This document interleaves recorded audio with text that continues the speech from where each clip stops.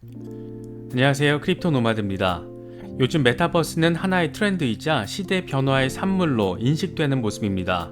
페이스북이 엉망진창이 된 회사 내부 분위기를 쇄신하겠다라면서 메타버스를 전폭적으로 끌어들여서 아예 회사 이름을 메타로 바꾼 것은 이런 상황을 단적으로 보여주는 사례라고도 할 수 있습니다. 전 세계 시가총액 랭킹 10위를 차지하고 있는 페이스북이 회사 이름까지 바꿔가면서 메타버스 기업으로 변모하겠다라는 것을 밝히자 암호화폐 시장에서는 이른바 메타버스 관련 종목들이 시세를 받으면서 기대감을 내보이기도 했습니다. 대표적으로 디센트럴랜드와 샌드박스가 한동안 박스권에 갇혀서 제대로 된 움직임을 보이지 못했다가 이번에 큰 시세를 받아서 주목도를 높였습니다. 이번 영상에서는 대체 메타버스가 뭐길래 이렇게들 난리인 건지, 수많은 코인들 가운데 디센트럴랜드와 샌드박스는 어떤 종목이길래 우선적으로 시세를 받으면서 주목도를 이끌고 있는 것인지 하나씩 짚어보겠습니다. 메타버스와 NFT 등 최근 암호화폐 시장의 화두로 꼽히는 컨셉들과 아주 깊숙하게 연결되어 있는 프로젝트들인 만큼 영상을 끝까지 시청해 주시면 이 시장을 이해하시는데 적지 않은 도움이 될 수 있지 않을까 생각합니다. 본격적인 시작에 앞서서 좋아요와 구독, 또 알림 설정 꼭 부탁드리겠습니다. 영상 제작에 아주 큰 도움 된다는 말씀 함께 드립니다. 그럼 시작하겠습니다.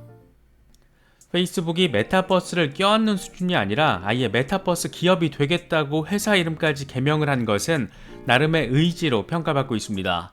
물론 내부 고발자 이슈로 엉망이 된 회사 분위기를 쇄신하겠다라는 차원에서 이 상황 수습용으로 한 것 아니냐, 이런 비판이 존재하는 것도 사실이지만, 그럼에도 불구하고 페이스북이 메타버스 기업으로 전환과 도약을 선언한 것은 적지 않은 의미를 부여할 수 있는 부분입니다.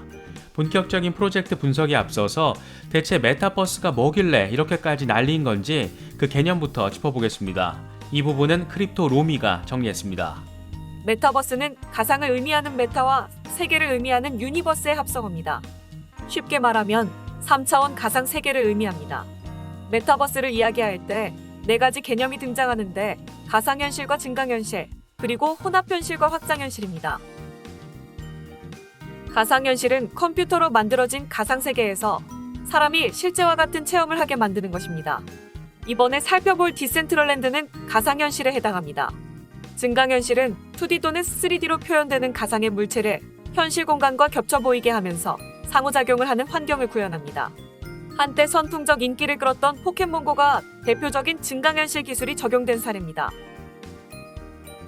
현빈과 박신의 주연의 드라마 아람브라 궁전의 추억이 현실과 가상의 게임 세계가 합쳐지는 메타유니버스의 세계관을 그려내서 주목받았습니다.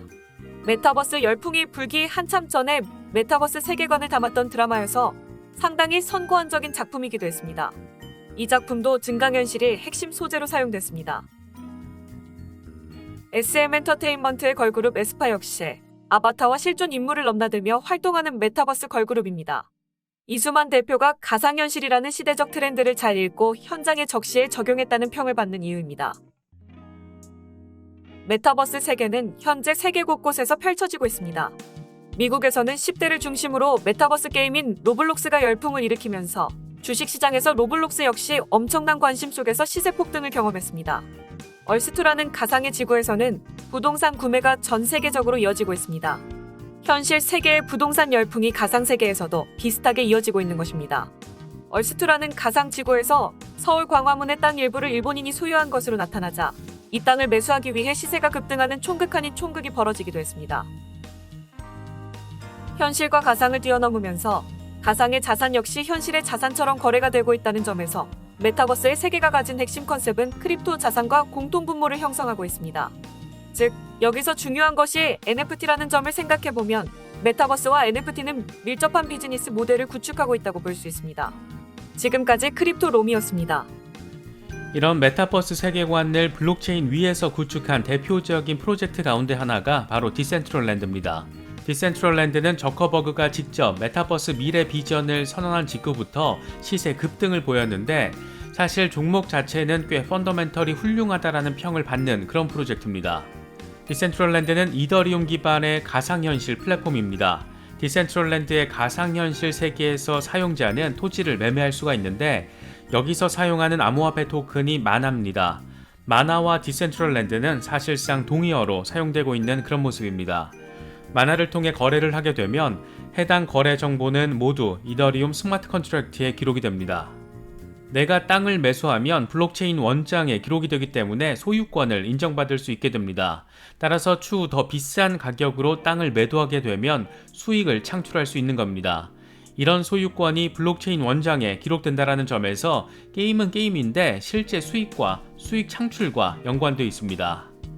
물론 디센트럴랜드는 게임입니다. 그런데 고전적인 게임과는 상당히 다릅니다. 여기에는 목표가 존재하지 않습니다. 전투를 해서 이긴다라는 식의 고전적인 게임 문법을 따르지 않는 겁니다. 과거 심시티나 세컨 라이프 같은 게임과 상당히 유사한 측면이 존재합니다. 내가 살아가는 또 다른 공간, 또 다른 내가 존재한다라는 점에서 그렇습니다. 가장 큰 차이점은 현실 세계와 마찬가지 방식의 거래가 이뤄지고 또 실제 수익으로 연결된다라는 겁니다. 그래서 블록체인 기반 디지털 부동산에서의 매매 열기는 현실 못지 않습니다. 엄연한 투자 자산으로 인식되기 시작하면서 사람들이 몰리고 있는 것이고 현실에서 사지 못한 부동산을 여기에서 사는 겁니다. 도로와 광장을 제외한 모든 땅은 사고 팔 수 있습니다. 또 모든 땅에는 X와 Y의 조합으로 이루어진 고유 좌표가 부여돼 있어서 바뀌거나 섞일 우려도 없습니다. 땅을 사고 이 땅을 개발하고 건물을 건설하는 등의 일련의 과정을 거치게 되면서 땅의 가치가 올라갑니다. 현실 속에서 이루어지는 일들과 과정이 거의 동일하게 여기서도 벌어지는 겁니다. 실제로 2017년 한 구획의 랜드 한 개 가격이 $100였었는데 이게 2019년에 $8만 달러에 팔리기도 했습니다. 특히 이더리움을 기반으로 하고 있어서 모든 소유권은 NFT로 기록이 됩니다. 전통적인 부동산에서 등기를 이전하는 등의 절차는 꽤나 복잡하다고 할 수 있지만 디센트럴랜드에서는 NFT에 다 기록되기 때문에 더 투명하고 간편하게 가상 부동산을 거래할 수가 있습니다. 블록체인과 가상화폐라는 신기술을 아주 절묘하게 게임과 결합시켜서 새로운 세계관을 만들어낸 것으로 볼 수 있습니다.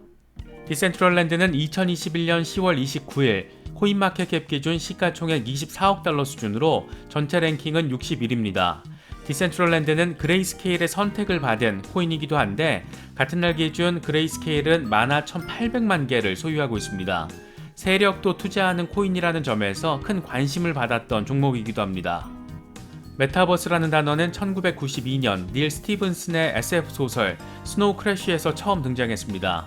그리고 30년이 지난 지금 그가 소설 속에서 표현했던 메타버스 세상은 현실이 돼 있는 것으로 볼 수 있을 것 같습니다.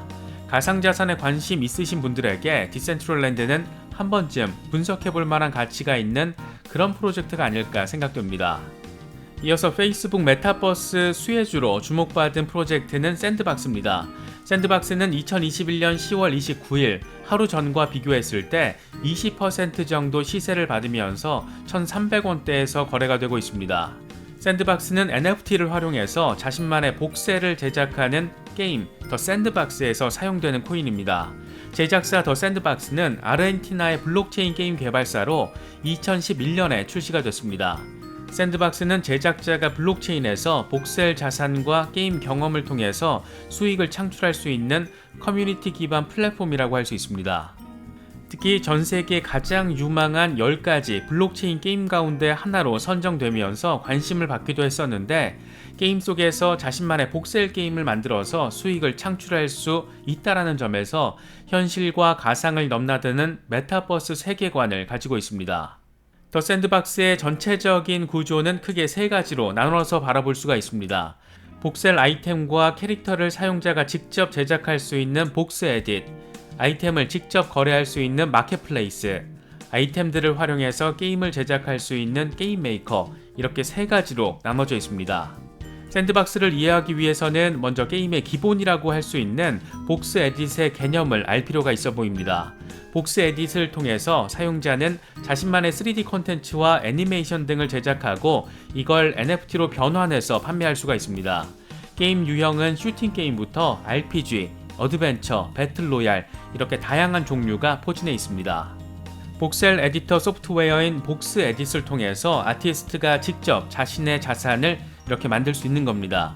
기존의 중앙화된 게임에서는 유저가 자신의 캐릭터를 만들더라도 제대로 혜택을 돌려받지 못했지만, 샌드박스는 탈중앙화를 기본으로 하는 블록체인 플랫폼답게 사용자들에게 더 많은 혜택을 제공해주는 차원에서 NFT로 변환할 수 있도록 했고, 이를 통해 유저는 마켓플레이스에서 거래를 하고 실제로 수익을 낼 수 있는 그런 구조입니다.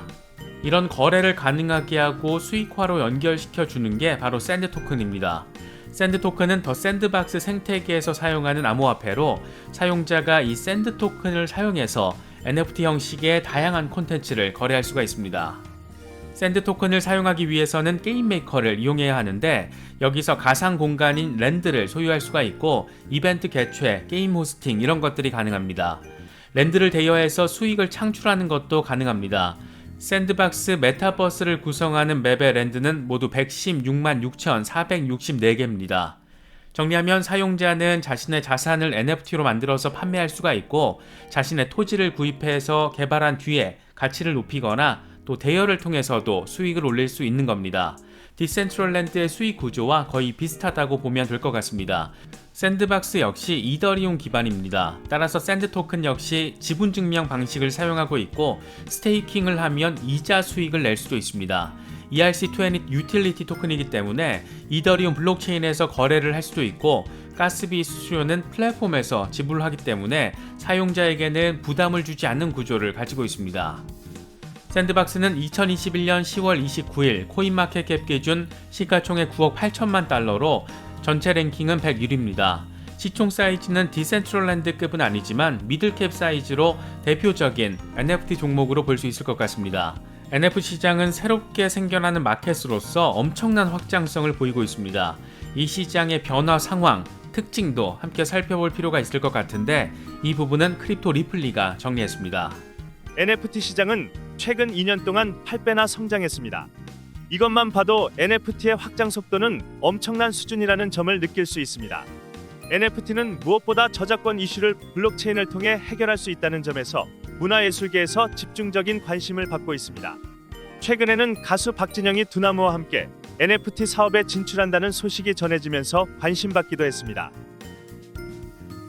보통 메타버스 NFT 대장 종목을 언급할 때는 디센트럴랜드, 칠리즈, 엔진코인, 세타 토큰 등이 언급되는데, 샌드박스 역시 관심 종목에 넣어두고 지켜볼 만한 가치는 있어 보이는 NFT 종목이라고 생각해볼 수 있을 것 같습니다. 지난 3월 트위터 창업자 잭 도시가 지금 막 내 트위터 계정을 설정했다, 이렇게 올린 첫 트윗에 대한 소유권이 무려 33억 원에 팔렸습니다. 이세돌 구단이 알파고를 유일하게 꺾었던 대전을 담은 디지털 파일은 2억 5천만 원에 팔렸습니다. 일론 머스크 아내가 그린 대단하지 않아 보이는 그림은 NFT로 만들어져 65억 원에 낙찰됐습니다. 이런 상황 자체가 거품이 꼈다고 우려하는 목소리도 적지 않습니다. 하지만 단순히 유명인들의 NFT가 비싸게 거래된다는 것을 넘어서 그동안 인터넷 세계에서 고질적인 문제점으로 지목되어온 저작권 이슈 등을 아주 명쾌하게 해결해주는 기술이라는 점에서 의미 부여가 가능합니다. NFT 종목들 바라보실 때 이런 상황들 참고하시면 좋을 것 같습니다. 언제나 성투하세요. 지금까지 크립토 리플리였습니다. 우리는 어쩌면 너무 차트 속에만 집중을 하다가 종종 세상의 큰 변화의 틀을 느끼지 못하는 경우도 있는 것 같습니다. 투자자로서 주식이든 코인이든 내가 투자한 대상이 오를지 떨어질지 굉장히 중요하겠지만, 우리가 살아가는 세상에서 새롭게 등장하는 기술들과 변화들이 우리의 삶을 어떻게 바꾸고 있는지 잠시 멍 때리는 시간을 가지는 것도 나쁘진 않을 것 같습니다. 2000년대 초반 구글이 지금처럼 지구상의 모든 정보를 빨아들일지 예상하기 어려웠던 것을 고려해보면 앞으로의 10년은 지난 10년의 변화보다 훨씬 그 폭이 크지 않을까 생각되기도 합니다. 페이스북의 개명 사건을 통해 재조명되고 있는 메타버스와 메타버스 관련 종목들, 또 NFT 프로젝트들을 바라보시는 데 있어서 조금이나마 도움이 될 수 있으면 좋겠습니다. 영상이 도움이 되셨다면 좋아요와 구독, 또 알림 설정 꼭 부탁드리겠습니다. 영상 제작에 아주 큰 도움 된다는 말씀 함께 드립니다. 시청해주셔서 감사합니다. 지금까지 크립토 노마디였습니다.